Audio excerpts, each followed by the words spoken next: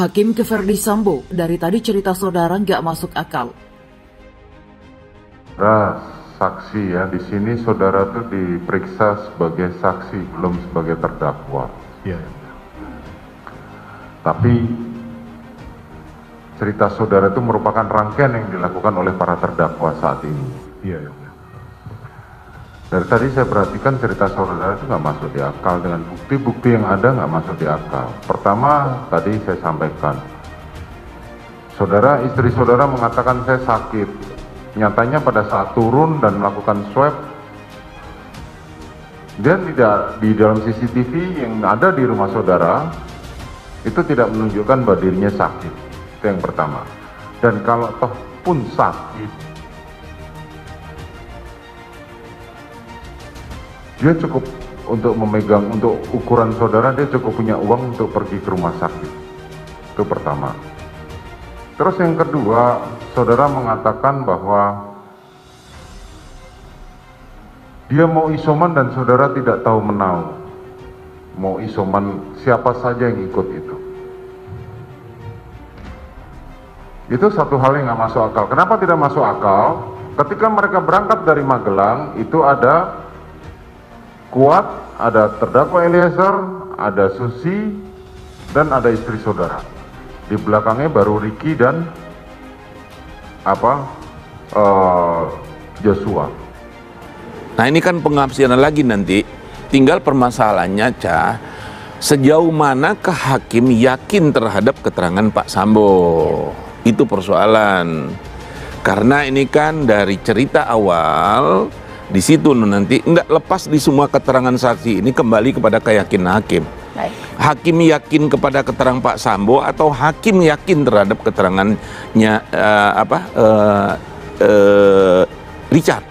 Betul. Itu kembalinya lagi. Okay. Nah, kalau yang ke Pak Sambo kan sudah pernah ada skenario yang dihadirkan anggota-anggota pada hakikatnya dahulu adalah bawahan beliau, kan balik bertanya merasa dikorbankan oleh Bapak baik. Kita ini. Kami melihat bahwa keterangan dari saudara Ferdi Sambo tidak berbeda dengan yang sudah ada di dalam BAP ya. Jadi kami sudah tidak kaget lagi karena rekonstruksi juga pun berbeda. Tapi kembali lagi nanti majelis hakim yang akan menilai ya.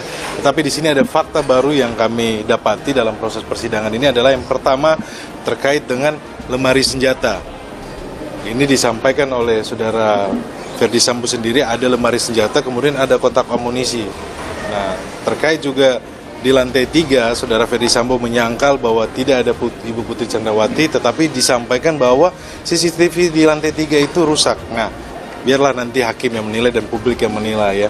Yang ketiga, kami juga yang terkait dengan peristiwa di Duren 3, yang kan tadi disampaikan bahwa tidak menyampaikan terkait dengan berlutut. Nah, tetapi saksi yang lainnya dari Kuat Ma'ruf sidang minggu kemarin menyampaikan ada suruh berlutut, tetapi Ferdi Sambo membantah. Iya, kalau saya melihat dari kata-katanya tadi kan, kamu siap nggak backup ya? Kalau dia melawan menembak, kalau nggak salah begitu ya. Kan ada kata-kata tembak di situ. Ini kelihatannya agak berbeda ketika dibilang kan hajar, kan di situ. Ini berbeda. Apakah dalam persidangan tadi dikejar tidak dengan kata hajar ketika eksekusi dilakukan, tanda kutip eksekusi ini, pelaksanaan penembakan itu dilakukan? Apakah apa yang diucapkan di lantai 3 itu sama nggak dengan apa yang terjadi di bawah? Artinya disampaikan nggak bahwa kenapa dia melakukan tindakan yang tidak lagi melecehkan, tadi ada dengan kata-kata pemerkosaan ya, kepada istrinya, ada nggak kata itu? Kalau ada kata itu kan memang kelihatannya ini adalah kalau ditembak ini karena dia melawan.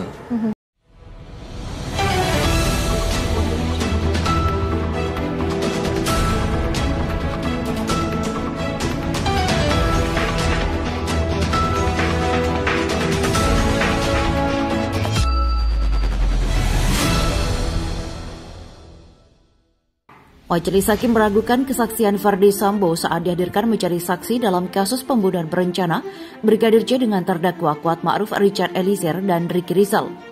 Di sini saudara diperiksa sebagai saksi sebelum sebagai terdakwa. Tapi cerita saudara merupakan rangkaian yang dilakukan oleh para terdakwa, ujar Hakim Ketua Wahyu Iman Santoso di persidangan Pengadilan Negeri Jakarta Selatan pada hari Rabu. Dari tadi saya perhatikan cerita saudara nggak masuk di akal, dengan bukti-bukti yang ada nggak masuk di akal, sambung dia. Hakim kemudian membeberkan beberapa keterangan yang dinilai tak masuk akal yang diceritakan oleh Ferdy Sambo. Pertama terkait kondisi Putri Chandrawati yang disebut dalam keadaan sakit sepulang dari Magelang. Saudara menyebut istri saudara mengatakan, saya sakit. Nyatanya pada saat turun dan melakukan swab, dia tidak. Di dalam CCTV yang ada di rumah saudara itu, dia tidak menunjukkan dia sakit. Itu yang pertama, kata hakim.